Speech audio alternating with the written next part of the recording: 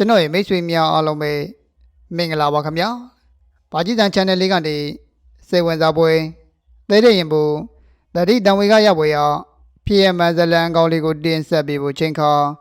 ကြာရောက်လို့လာခဲ့ပြန်ပါပြီ။ဒီနေ့တင်ဆက်ပေးမယ်နေပြီးတော့ပြင်မနာရိုးမတော်အနီးမှာလင်းယုံသားစားခဲ့ရတဲ့ဒုစံကံကောင်းသောလူနှစ်ယောက်လိုမြည်ရတဲ့စေဝင်စားပွဲသဲတဲ့ရင်ဘူးတတိတံဝေကရပွဲရဖြစ်ရမှန်ဇလံကောင်းလေးကိုတင်ဆက်ပေးမှာဖြစ်လို့ခန်းစားနားဆင်အော်ပေးကြပါအောင်ခင်ဗျာ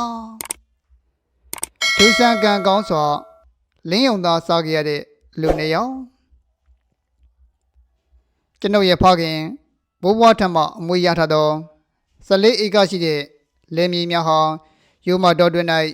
ကြောက်ခဲအင်းရွာကလေးရဲ့အနောက်ဘက်မှာတည်ရှိရာအတန်ဝေးခြင်း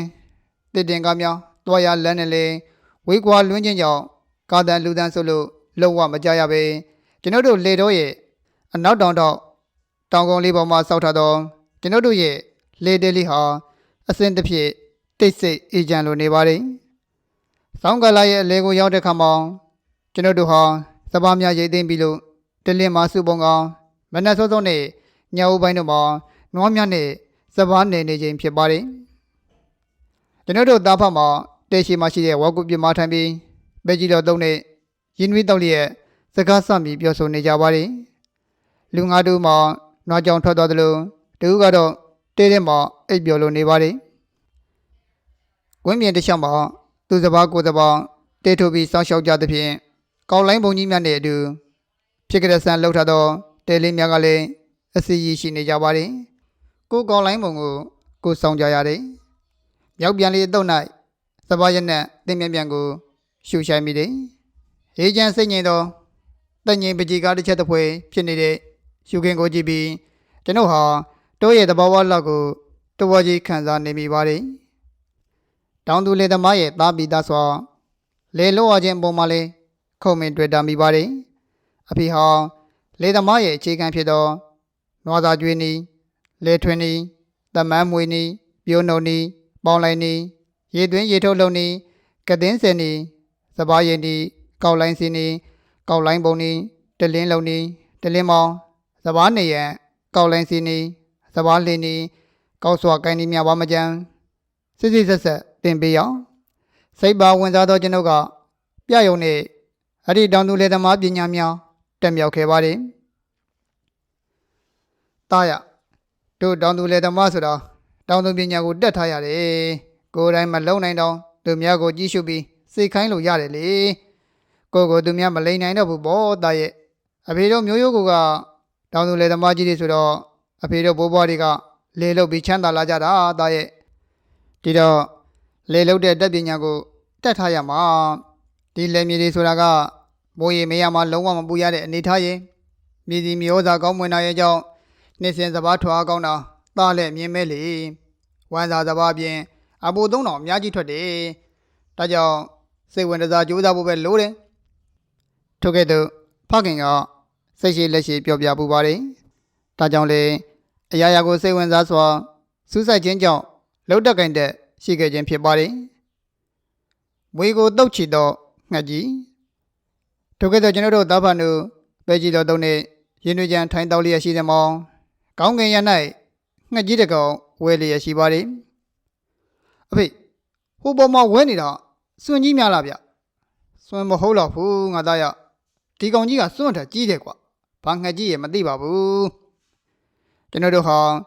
ထိုကြီးမာသောငှက်ကြီးစီကိုအာယုံရောက်နေကြပါတယ်အဲ့ဒီငှက်ကြီးဟာအသားစားငှက်ဖြစ်လို့သားကောင်ရှာနေခြင်းဖြစ်ရပေလိမ့်မယ်အများအဖြစ်အကောင်ကြီးသောငှက်တို့မှာသားစားငှက်များသာဖြစ်ကြပါတယ်ကုန်းမှာကျက်စားသောလင်းယုံလင်းဒစွင်သိန်းဂျိုသိန်းဒီဟုသောငှက်တွေမှာ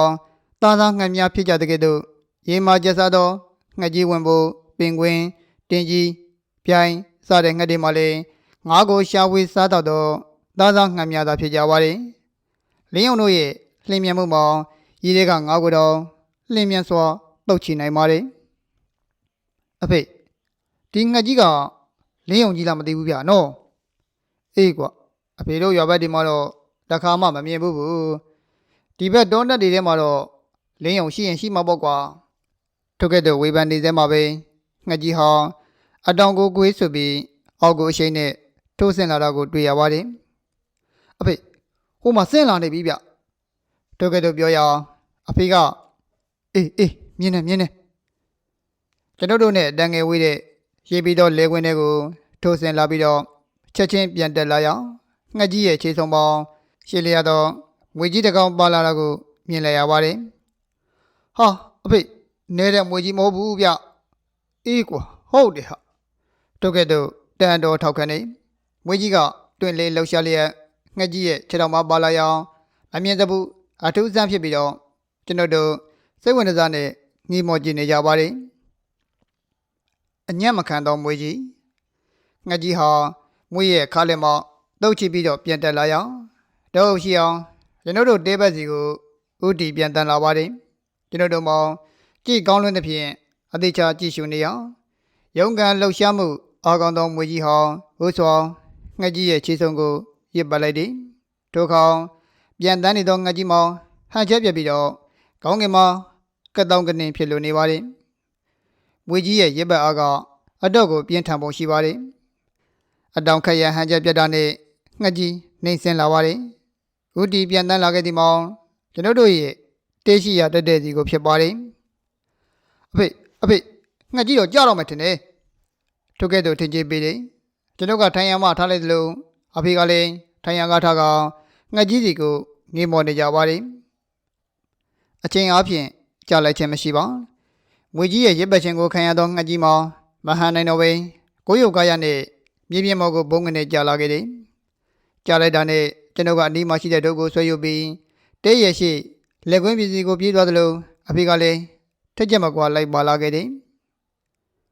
သူသေးကိုသေးလင်းယုံနဲ့မွေမြင်လိုက်ရသောမြင်ကွင်းကကြက်တီးထားတဲ့ပွဲဖြစ်ပါတယ်မွေကြီးက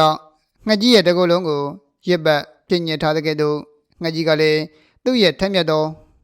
ခြေသေးဆုံးနဲ့မှလွတ်တမ်းကုတ်ထားပါတယ်တဖြောင်းတဖြန်းနဲ့မြေပြင်ပေါ်မှာစုံညံစွာလုံးထွေးနေပါတယ်ငှက်ကတေးသေးမဟုတ်သလိုမွေကလည်းတေးသေးမဟုတ်ပါအတံပင်ကြီးသောမွေကြီးဖြစ်ပါတယ်ငှက်ကစုပ်ကိုင်းစိတ်ရင်းနဲ့မွေကိုတိုက်ခိုက်တယ်မွေကလည်းအားကုန်ရစ်ပတ်ပြီးညှစ်တယ်လျက်ရှိတယ်အညိုးမှန်ကြီးစွာတိုက်ခိုက်နေသောပြုသူနဲ့ခံရသူတို့ရဲ့တိုက်ပွဲမှာလွန်စောမှအားရင်ပြင်ထန်လာပါတယ်ထိုငှက်ကြီးနဲ့မွေတို့ရဲ့တိုက်ပွဲကိုဒုတ်ကိုစီကန်ပြီးတော့ဘေးကနေကျွန်တော်တို့သားဖန်တို့ငေးမော်ကြည့်နေကြပါတယ်ရုတ်တရက်ဇကာတော်မပြောနိုင်အောင်အံ့ဩငေးမော်ပြီးမှတ်တက်နေမိကြခြင်းဖြစ်ပါတယ်ထိုတော်တွင်ရဲ့တဘာဝတာယိုင်တလိဆန်တို့ရဲ့တိုက်ပွဲမျိုးကတသက်နဲ့တကူကြုံရန်ခရင်နာကြောင့်ကျွန်တော်တို့လည်းဝင်းမရိုက်ဖင်းနဲ့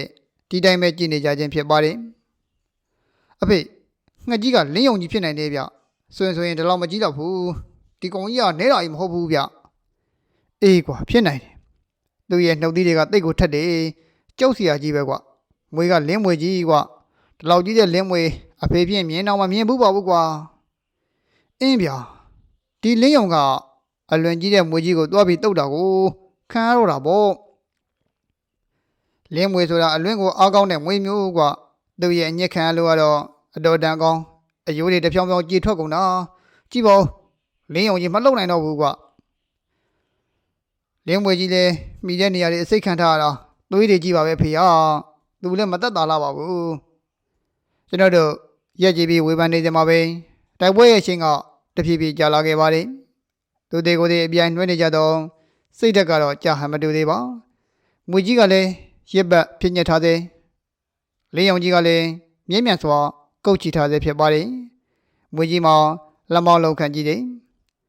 အဖေရကြာပါတယ်ဗျာနှစ်ကောင်လုံးတွေ့ထိတ်လိုက်မှထင်ပါတယ်မလုံနဲ့တာရမလုံနဲ့သူတို့ချင်းချင်းအသက်လူတဲ့ဝဲမှာဘယ်သူကနိုင်နေဘယ်သူကရှုံးနေဆိုတာအဖေတို့ကြည့်ရအောင်ဒါကပွဲကြီးပွဲကောင်းမယ်တာရဲ့နိုင်တဲ့ကောင်ကိုအဖေတို့ကအန်ဒီရမပေးဘဲနဲ့လှုပ်ပေးလိုက်မယ်လေဟုတ်လားအတော်နေရင်အဖေကပေါ်လာတော့မှာပါကွာအတန်ကြာတဲ့ခါမှာရုံးကန်မှုမြောင်ညှိသက်သွားကြရအောင်ငှက်ကြီးကရစ်ပတ်ထားခံရမှပက်လက်အနေထားတိုင်းသူ့ရဲ့ထက်မြက်တော်ခြေသည်မြတ်ကစိုးဝါကိုဝါရော့လာတာကိုတတိပြုမိကြပါလေ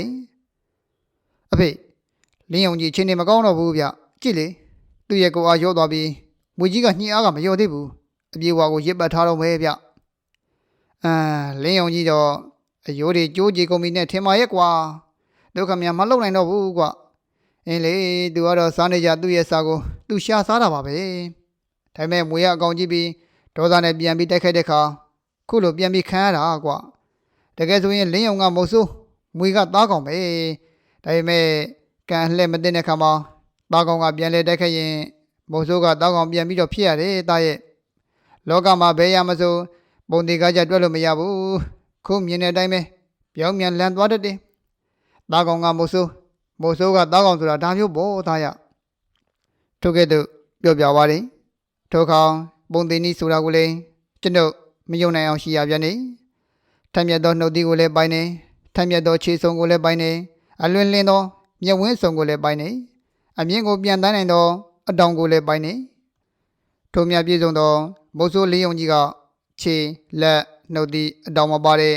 အားနေသောလေးမွေရဲ့တက်ခဲ့ခြင်းကိုခံရပြီးယခုအချိန်ကိုဆက်ရောက်ရတယ်လို့ဆိုတဲ့အခါမှာတခါတရံတဘာဝကပြောင်းမြန်နေထားကိုရောက်ရှိတဲ့ကြောင်းကို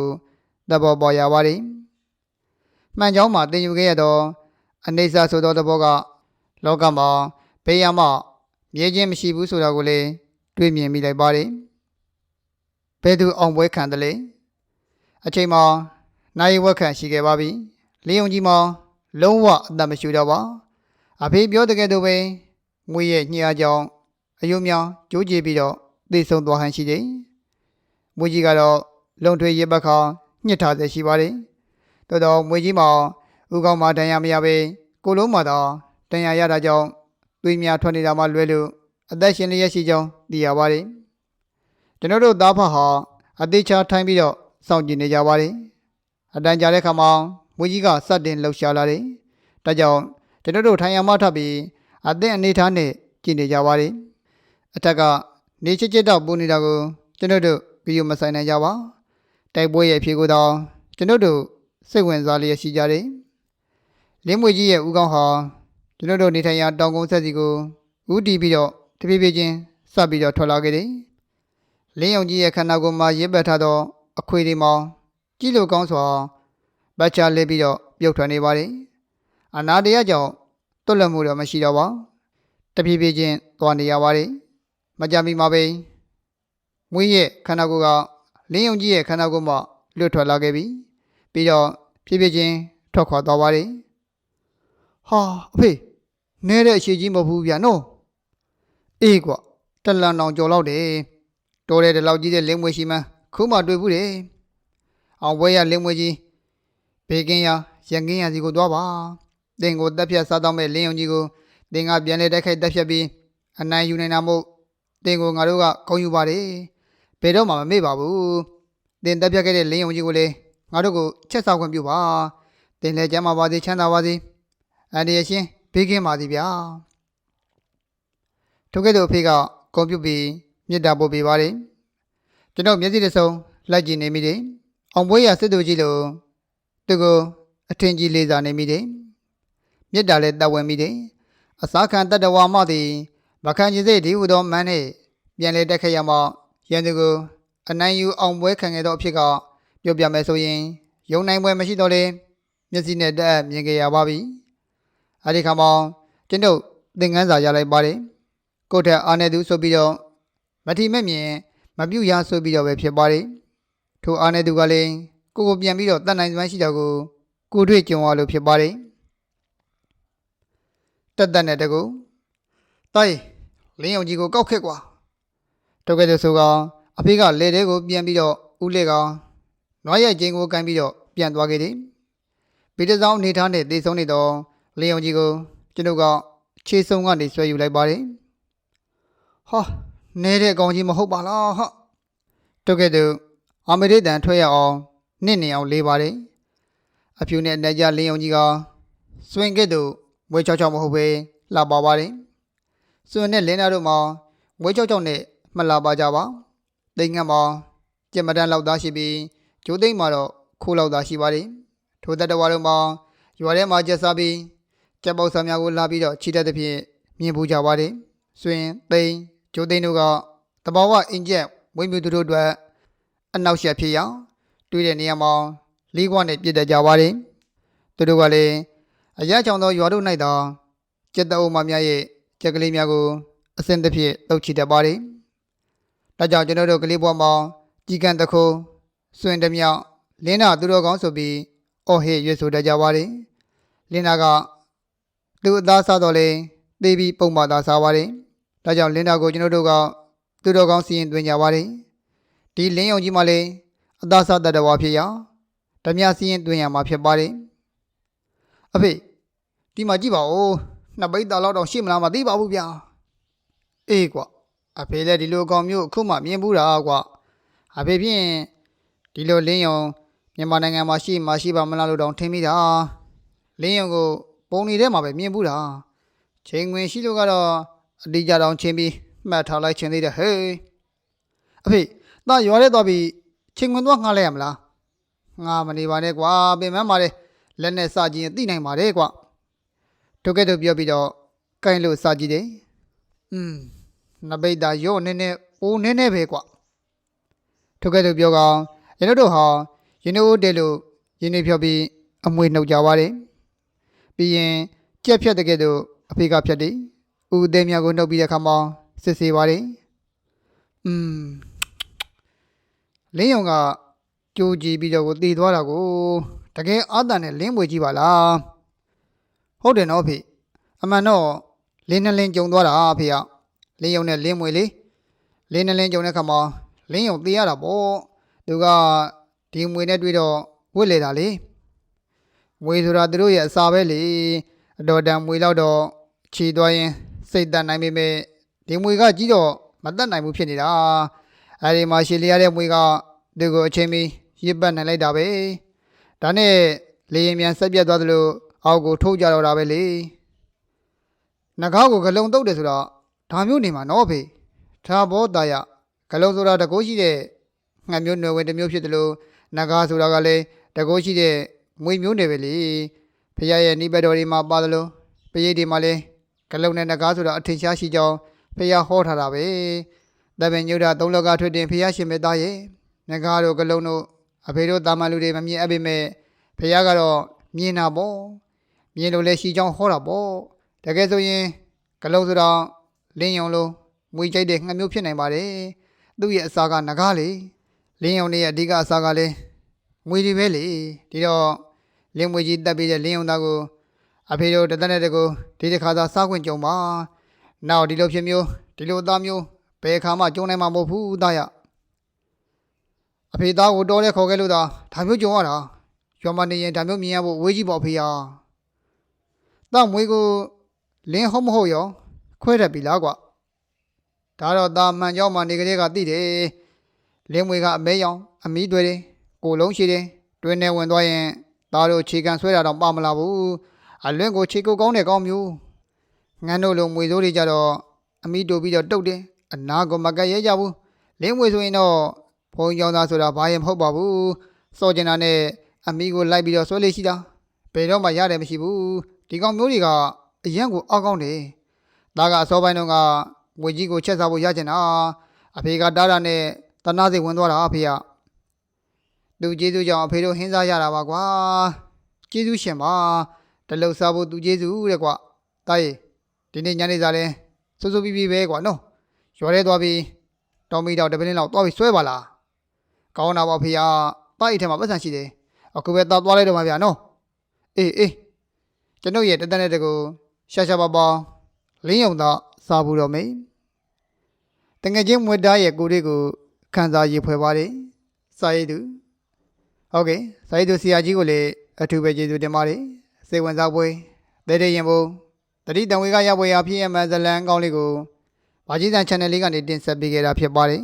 အဆုံးထိလိုက်ပါအားပေးနားဆင်ခဲ့တဲ့ကျွန်တော်ရဲ့မိတ်ဆွေတွေကိုအထူးပဲကျေးဇူးတင်ပါတယ်စာတပုတ်ကိုနားထောင်ပြီးတာနဲ့မိတ်ဆွေတို့ရဲ့ထင်မြင်ယူဆချက်တွေကိုညင်သွေးတဲ့အနေနဲ့ဗီဒီယိုလိုက်တစ်ချက်နေပြီး comment မှာဝင်ရောက်ဆွေးနွေးညှင်းခုန်သွားလို့ရပါတယ်အာမနာပါနဲ့မိတ်ဆွေတို့ရဲ့ comment အကြောင်းချင်းစီတိုင်းကိုကျွန်တော်တင်ဆက်သူကအလေးထားပြီးစာပြန်ပေးနေပါပြီစာဖတ်တာကိုဝါသနာပါပြီးမဲ့စာဖတ်ဖို့အတွက်အချိန်မပေးနိုင်အလုံးမားတဲ့ကျွန်တော်ရဲ့မိတ်ဆွေတွေအတွက်